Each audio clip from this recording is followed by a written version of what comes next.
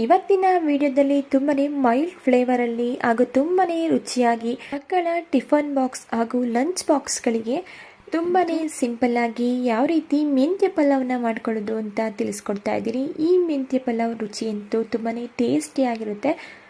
ಒಂದ್ಸಲ ಮಿಸ್ ಮಾಡದೆ ನೀವು ಕೂಡ ಈ ರೆಸಿಪಿನ ಟ್ರೈ ಮಾಡಿ ನೋಡಿ. ತುಂಬಾನೇ ಸಿಂಪಲ್ ಆಗಿ ಸೂಪರ್ ಆಗಿರುವಂತಹ ಈ ಮೆಂತ್ಯ ಪಲಾವ್ನ ಹೇಗೆ ಮಾಡ್ಕೊಳ್ಳೋದು ಅಂತ ನೋಡೋಣ. ಮೆಂತ್ಯ ಪಲಾವ್ನ ಮಾಡೋದಕ್ಕೆ ನಾನಿಲ್ಲಿ ಮೊದಲು ಮಿಕ್ಸರ್ ಜಾರ್ಗೆ 2 ಗೆಡ್ಡೆಯಷ್ಟು ಬೆಳ್ಳುಳ್ಳಿ ಹಾಗೂ 1 ಇಂಚಷ್ಟು ಶುಂಠಿನ ಸೇರಿಸ್ಕೊಳ್ತಾ ಇದ್ದೀನಿ. ಹಾಗೆ ಇದ್ರ ಜೊತೆಗೆ 4 ಹಸಿಮೆಣಸಿನ್ಕಾಯಿ, ಹಾಗೆ 3 ಟೇಬಲ್ ಸ್ಪೂನಷ್ಟು ತೆಂಗಿನಕಾಯಿ ಚೂರು, 1 ಇಂಚಷ್ಟು ಚಕ್ಕೆ, 1 ಸ್ಟಾರ್ ಮೊಗ್ಗು, 4ರಿಂದ 5 ಲವಂಗ, ಸ್ವಲ್ಪ ಪುದೀನ ಹಾಗೂ ಸ್ವಲ್ಪ ಕೊತ್ತಂಬರಿ ಸೊಪ್ಪನ್ನು ಸೇರಿಸ್ಕೊಳ್ತಾ ಇದ್ದೀನಿ. ನಂತರ ಇದನ್ನು ರುಬ್ಲಿಕ್ಕೆ ಅವಶ್ಯಕತೆ ಇರೋಷ್ಟು ನೀರನ್ನು ಸೇರಿಸ್ಕೊಂಡು ಇದನ್ನು ನೈಸಾಗಿ ಪೇಸ್ಟ್ ಮಾಡ್ಕೊಳ್ತಾ ಇದ್ದೀನಿ. ನೋಡಿ, ನಾನಿಲ್ಲಿ ಇದನ್ನು ಈ ರೀತಿ ನೈಸಾಗಿ ಪೇಸ್ಟ್ ಮಾಡಿಕೊಂಡು ಪಕ್ಕಕ್ಕೆ ಇಟ್ಕೊಳ್ತಾ ಇದ್ದೀನಿ.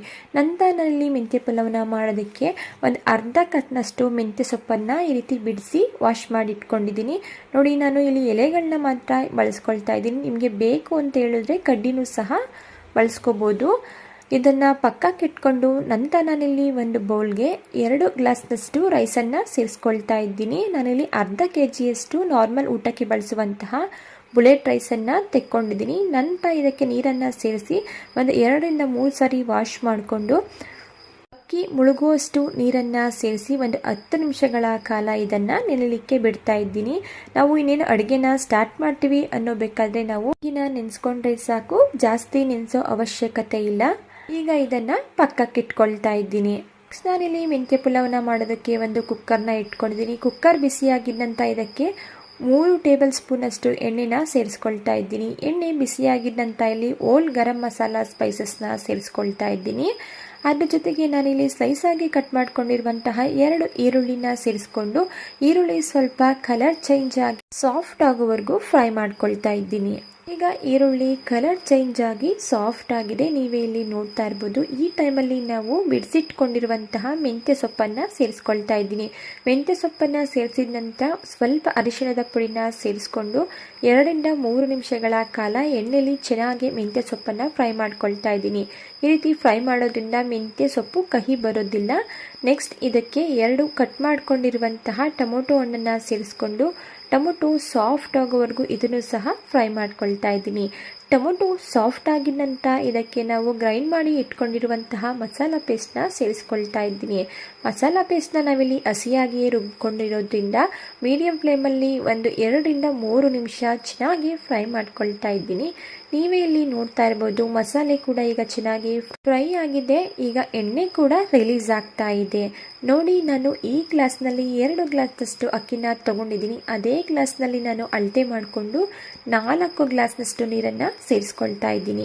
ನೀರನ್ನ ಸೇರಿಸಿದ ನಂತರ ನಾನಿಲ್ಲಿ 2 ಟೀ ಸ್ಪೂನಷ್ಟು ಧನಿಯಾ ಪೌಡರ್ ಹಾಗೂ ರುಚಿಗೆ ತಕ್ಕಷ್ಟು ಉಪ್ಪನ್ನು ಸೇರಿಸ್ಕೊಂಡು ಮಿಕ್ಸ್ ಮಾಡ್ಕೊಳ್ತಾ ಇದ್ದೀನಿ. ಮಿಕ್ಸ್ ಮಾಡ್ಕೊಂಡಿದ ನಂತರ ನೀರನ್ನು ನಾನಿಲ್ಲಿ ಚೆನ್ನಾಗಿ ಕುದಿ ಬರಲಿಕ್ಕೆ ಬಿಡ್ತಾ ಇದ್ದೀನಿ. ನೀವೇ ಇಲ್ಲಿ ನೋಡ್ಬೋದು, ನೀರು ಸಹ ಈಗ ಚೆನ್ನಾಗಿ ಕುದಿ ಬಂದಿದೆ.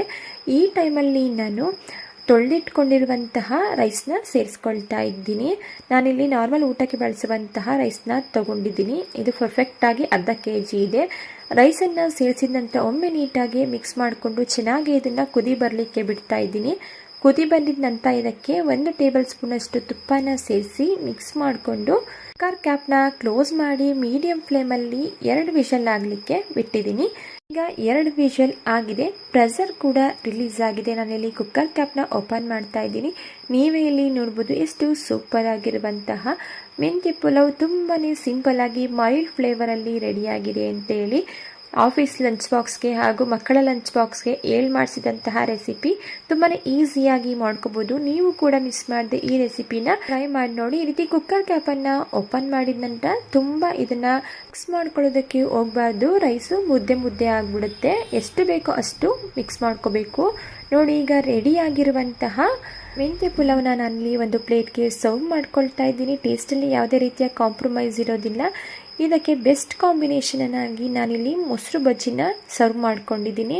ನೀವು ಕೂಡ ಮಿಸ್ ಮಾಡದೆ ಟ್ರೈ ಮಾಡಿ ನೋಡಿ. ಇದೇ ರೀತಿ ಸಿಂಪಲ್ ಹಾಗೂ ಟೇಸ್ಟಿ ರೆಸಿಪಿಗಳು ನಿಮಗೆ ಬೇಕು ಅಂತ ಹೇಳಿದ್ರೆ ದಯವಿಟ್ಟು ಚಾನಲ್ನ ಸಬ್ಸ್ಕ್ರೈಬ್ ಮಾಡ್ಕೊಳ್ಳಿ.